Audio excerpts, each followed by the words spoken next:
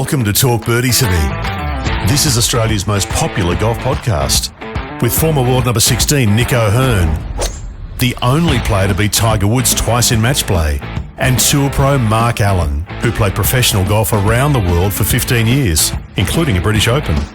We're coming from our studio at Titleist and FootJoy headquarters. Titleist is the #1 ball in golf, and FootJoy is the #1 shoe and glove in golf. And thanks to our great partners, Watch My Numbers, the most powerful database golf app in the world. Download from the App Store or Google Play. Ping, as with Nick O'Hearn, will help you play your best. See your local golf shop or professional for a Ping Club fitting. The Golf Clearance Outlet beat everyone's prices. Visit golfclearanceoutlet.com.au for your nearest store. And Better, the fastest and easiest betting app in Australia. Now that's better. Now, from our studio at Titleist and FootJoy headquarters, it's time for Talk Birdie to Me. Here's Nick O'Hearn and Mark Allen.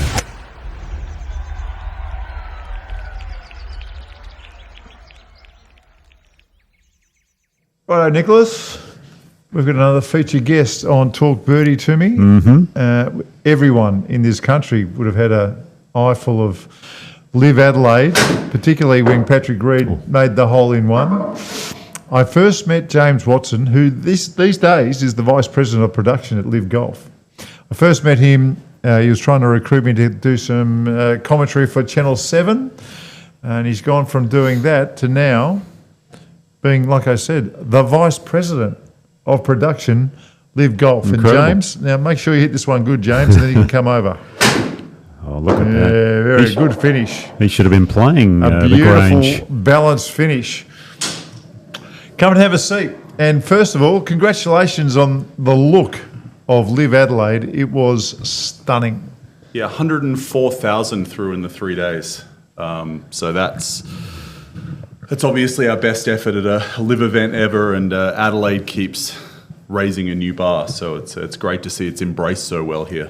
Yeah, I was there the first one a few years ago. Was it 2 years ago now? Three years? 2023. Or 3 lives ago, I suppose. Doing radio for SEN, and first thing I noticed, and this was really bizarre as I walked onto the grounds, was there was music everywhere. I was thinking, I'm in a nightclub, this is unbelievable. But then I think as they teed off, it all quietened down a little bit more. The music still goes while they play, obviously. But I've never seen crowds like that in Australia since Greg Norman was playing here in his heyday. So you must be so proud of what's happened there. Yeah, as an Aussie, it was kind of a watershed moment for LIV Golf because, I started with LIV in December 2021, and through that first season was obviously, it was challenging. We can get into it, but that first event in London we put together on 3 months' notice, and then Adelaide 2023 was the first time I looked around and thought, okay, we've arrived. This is what it can be. And it's great that we've had other events that have had that sort of atmosphere. JCB in the UK, LIV Dallas last year. So there are more events, which I think there's more events now that are kind of capturing that, what Adelaide had, and you're seeing the crowds and you're seeing the same kind of atmosphere. I mean, that Chase Koepka hole-in-one in 2023, I'll remember forever because the ground was shaking on the course. Yeah, unreal. So how did you get into it? Tell us a little bit about your career. I mean, originally you were doing some stuff for Channel 7. Have you always been in sport production?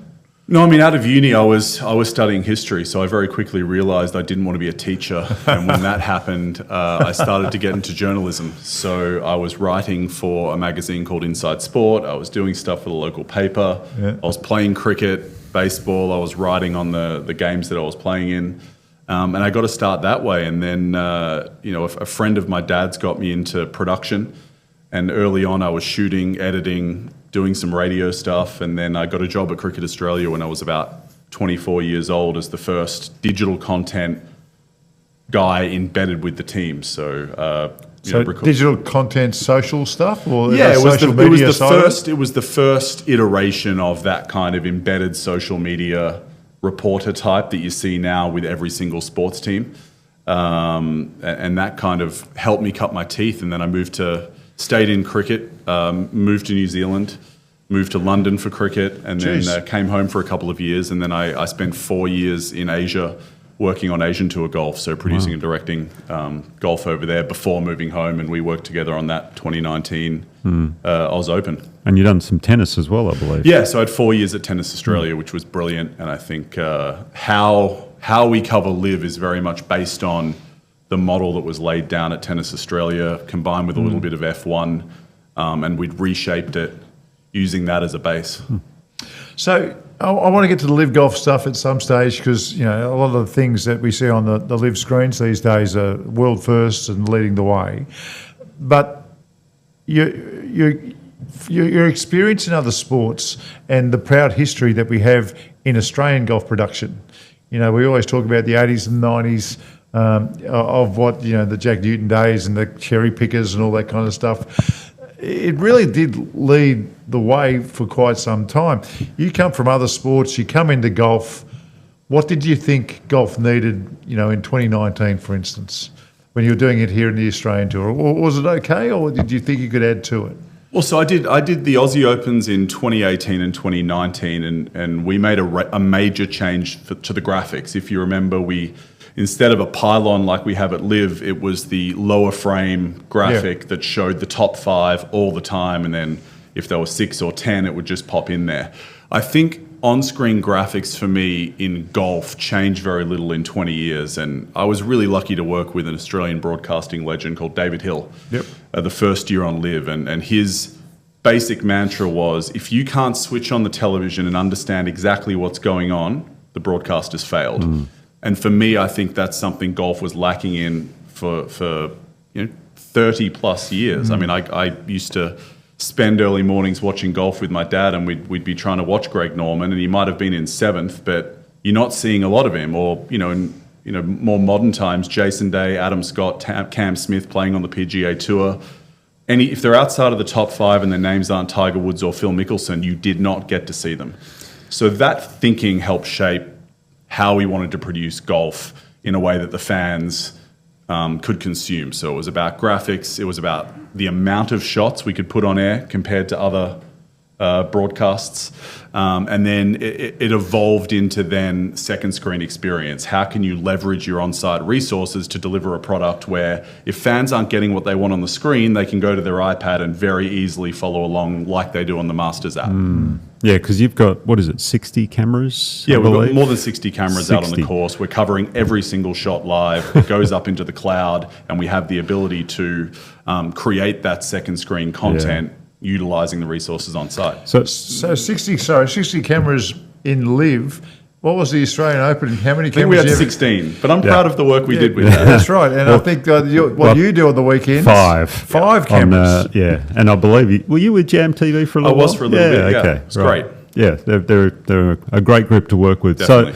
So you got 60 cameras. I'm assuming you got a drone or 2 up there as well. A couple of drones. 10 handheld cameras. What we're seeing, for instance, or what I've seen on the PGA Tour, and I'm probably coming into Europe as well, is the TrackMan with the drone. But that's unbelievable how that's going forward. Have you got some stuff coming that we don't know of with the drone or anything like that for LIV coming forward? I'm proud to say we were the first to do the drone tracer. Right. We did it at the end of 2023. And the way we developed that technology working with our vendors, we're very, very proud of. And how the hell did you do that? How did you do it? Yeah, how did you do that? So if you look at how balls are tracked now, there's 2 ways of doing it without getting too technical. There's via radar and then optical tracking. So optical tracking technology is something tennis was utilizing for years to track players, measure the distance they were covering, and you're starting to see it in golf. So the way we unlocked it was utilizing the optical tracking technology, combining it with a bit of the radar technology, and then they utilize the LiDAR scans of the course with the drones. So you're,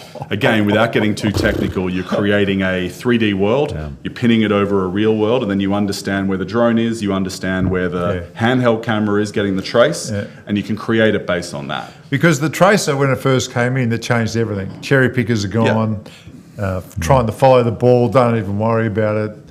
You know, the tracer was unbelievable. But then when there's a drone in a blimp or whatever the hell it is, and you can see, you might see the swing on the big screen, and then it just cuts away and everything's moving. The blimp's moving, the shot's moving, the shot tracer's moving, and then somehow the camera magically follows the tracer to where the ball's going to be. You can see it land.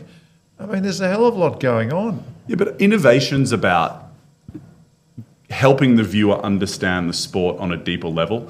So I can talk about two innovations that we led the way with. The drone tracer being one of them. Now, as a golf fan at home, you see a guy teeing off into the blue sky, you see the shape of the shot, you see it land on a fairway, you see the camera pull out, and then they go to another shot. Yeah. You know it's in the fairway, you know it's in the rough. But did he go for a risk reward on a landing zone at 300 yards where he had to take a bit of a risk on a tight fairway, or did he lay up before a bunker to give himself a 5-iron in instead of a 7? So we were talking before about Bryson at the Greenbrier in 2023. You know, he was able to get further down the fairway than any other player, giving himself easier shots in, giving himself look at eagle, easier looks at birdie. So the drone tracer for us was about helping the viewer understand the strategy of a tee shot, or the LIV line that we roll out, the putt predictor. You know, it's a bit divisive. Some people say, well, there's more than one way to approach that putt. I would say most punters at home have no idea which way it's going to break. Yep. So if we've got technology and we can utilize that to have the computer project, is it a left to right, 3 feet? I mean, it's innovation with a purpose. Quite often the guy on course doesn't know which way he's going to break. Yeah. So some on courses I've worked with misread putts. Yeah, completely. Absolutely. Not you. Oh, no, I did it all the time because a lot of the time you're having a guess. Yeah. So to have that thing actually there is very helpful. I mean, obviously it's a lot to do with speed, Nick. You know, sometimes you see them Always hit a talk hard about putt and it starts a little bit shallow, and other times they are softer and it starts a little bit higher. I think basically it's reasonably accurate, that thing. Yeah. And it's going on, what is it, a foot past the hole or 18 inches? Yeah, it's predicting That's it on the what I've optimal saw. putting line with the optimal speed, and our commentator Jerry Foltz does a great job of explaining it each time to say you can go softer, a little higher, harder, a little inside. And we've started to roll out double breakers as well, so you can see when it's going to break one way and then the other. Right, we're going to take a little break at the halfway mark. I'll see everybody on the 10th tee, but I really want to dig into what it's like being in that truck. And, you know, I imagine people are screaming. I imagine. Less these days than it used to be. We'll see you on the 10th.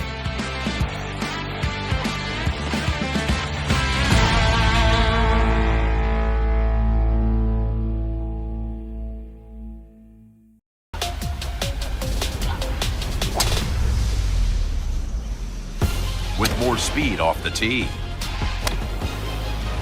More control with your irons. More spin with your wedges. Introducing the all-new Pro V1 and Pro V1X.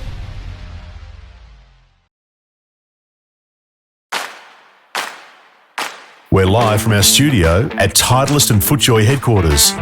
We all know the number one ball in golf is Titleist, and the number one shoe and glove in golf is FootJoy. We're here thanks to the Golf Clearance Outlet. They beat everyone's prices. Ping will always help you play your best. Turn your bogeys into birdies with the Watch My Numbers app, and Better, the fastest and easiest betting app in Australia. That's better. Now, back to Talk Birdie to Me. Here's Nick and Mark. Okay, we're here with the Vice President of Production, LIV Golf, James Watson. You're just back from LIV. It was a huge success. Were you happy with the overall product, or have you got more left in the tank that you're saving? We've always got more left in the tank. I think any product needs to constantly evolve with the times, and I think for me, LIV's still in the audience capture mode. So we constantly need to refine ourselves, target what works, what doesn't work. Is there an impact? Are we seeing more viewership? I mean, the big thing I constantly come back to is this is the best era for participation in golf in the last 30 years. In Australia, in the US, you're seeing more people playing golf. You're not seeing that translation on live viewership. You need to ask the question, why?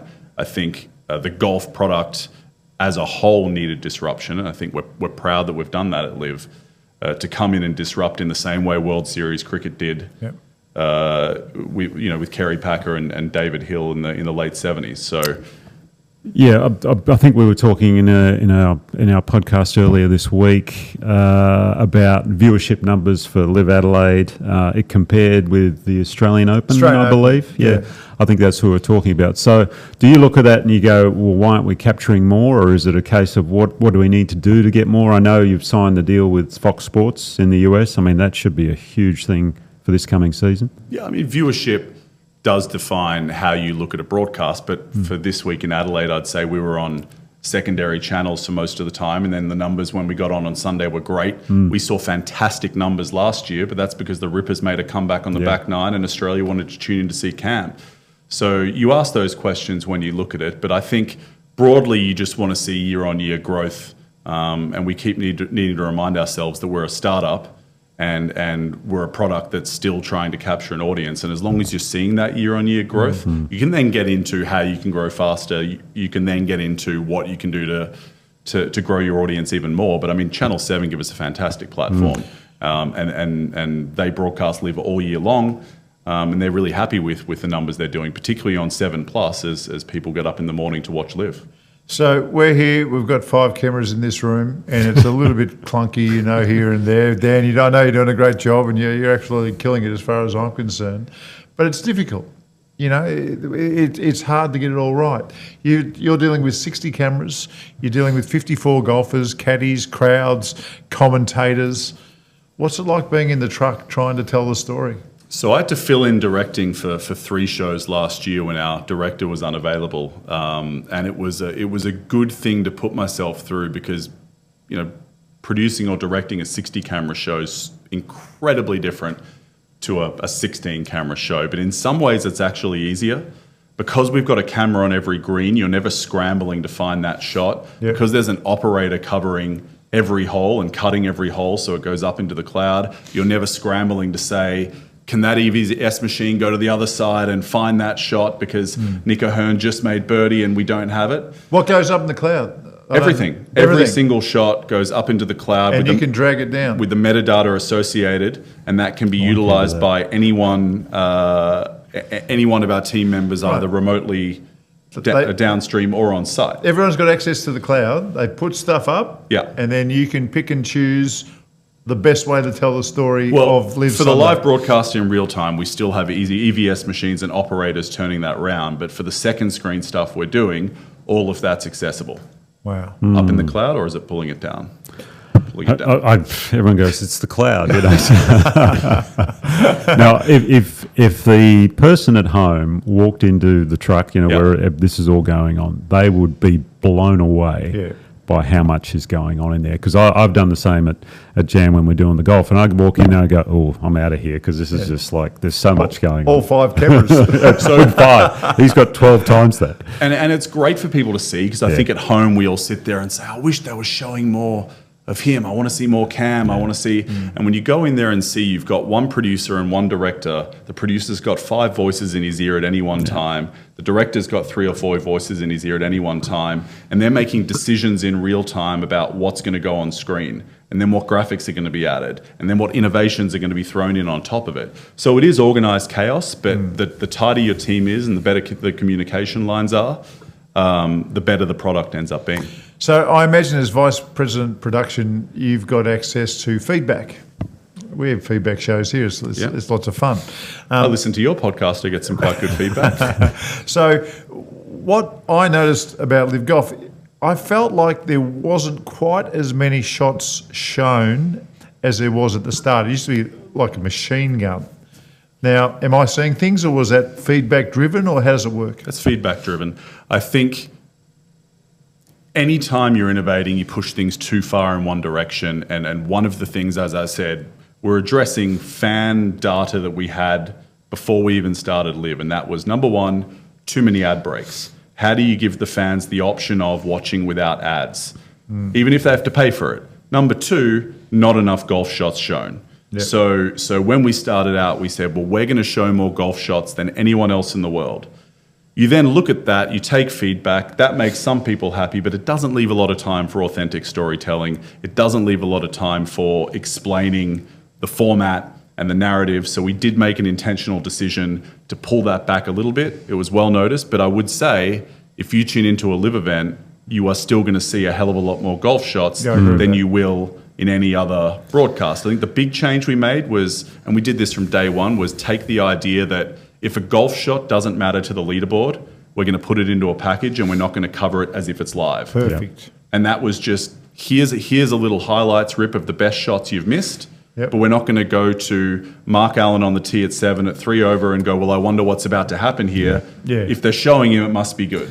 That's right. No, I saw that on the coverage on the weekend. Much better the way that they've done that. Better. So going forward, I mean, there's obviously the social media aspect, with the coverage, and because I can see things coming up every now and then.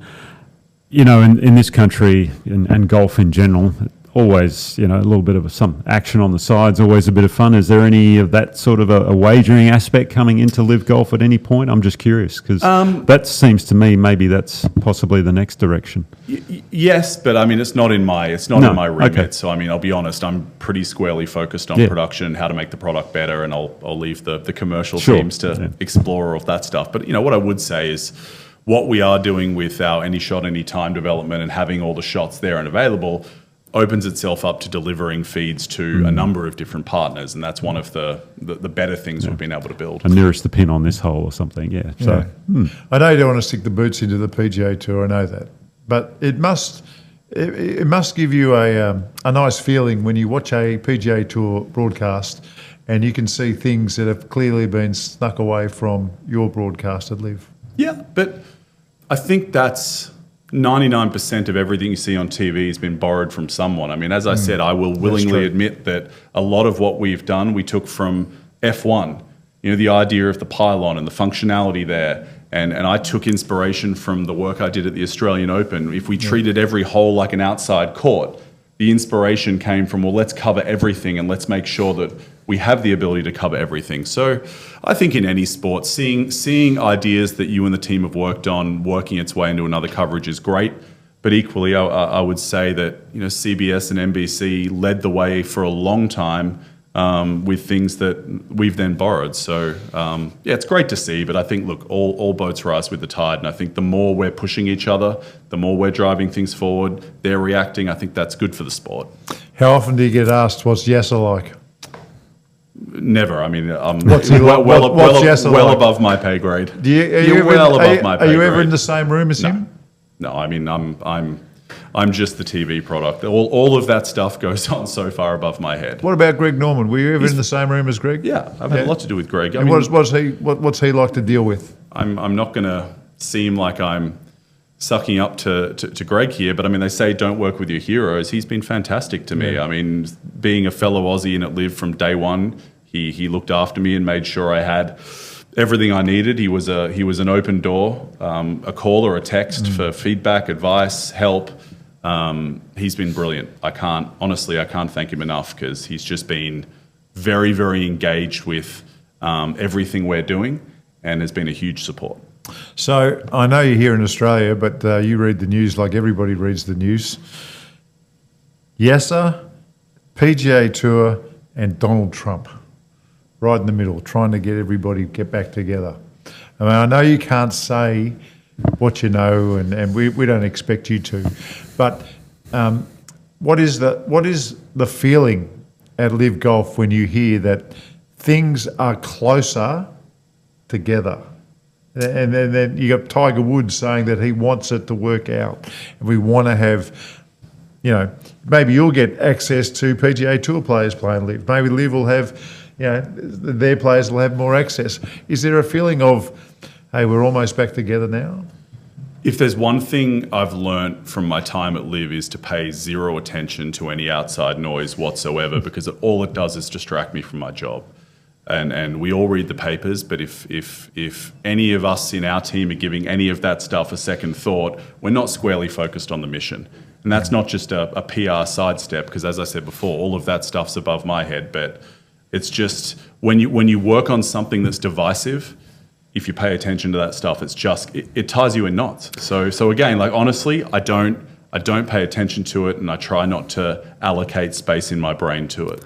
He's talking like a player now, which is fantastic. Politician. No. It's true though. But no, it's perfect because as a player, if you get caught up in, oh, well, what is, this contract over here or this guy that's a good saying point, or this yeah. coach, you've got to just focus on what you're doing and what you're good at, which is to play golf in my regard. For you, it's to show the magic on the screen. So that's I love that. That's good. Well, you've had a sensational journey in sport, and now, probably if you've been watching all these golf mornings together with your dad, it seems like you've ended up in a pretty special spot. Congratulations on your career. Well done with everything you've done at LIV Golf, and thanks for coming in and having a few words to us at Talk Birdie to me. Thanks very much. I've been listening most weeks. It's been great. Good on you. James Appreciate Lawson, the Vice President of Production, LIV Golf. Nick, I'll see you next week. Sounds good. And that's been Talk Birdie to me, Australia's most popular golf podcast, with Nick O'Hearn and Mark Allen, coming from our studio at Titleist and FootJoy headquarters. As everyone knows, Titleist is the #1 ball in golf, and FootJoy, the #1 shoe and glove in golf. Wherever you get your podcasts, make sure to subscribe, maybe leave a review, and we'd love you to share the pod with a friend who loves their golf. Huge thanks to our fantastic partners. Ping, like they do for Nick O'Hearn, will help you play your best. You can see your local golf shop or professional for a Ping Club fitting. The Golf Clearance Outlet always beat everyone's prices. Visit golfclearanceoutlet.com.au for your nearest store. Watch My Numbers is the most powerful data-based golf app in the world. You can download from the App Store or Google Play. And better, they've got the fastest and easiest betting app in Australia. Download from the App Stores today. Now that's better. Keep in mind, what are you really gambling with? But for now, from our studio at Titleist and FootJoy headquarters, thanks for being a part of the show. We'll see you next time.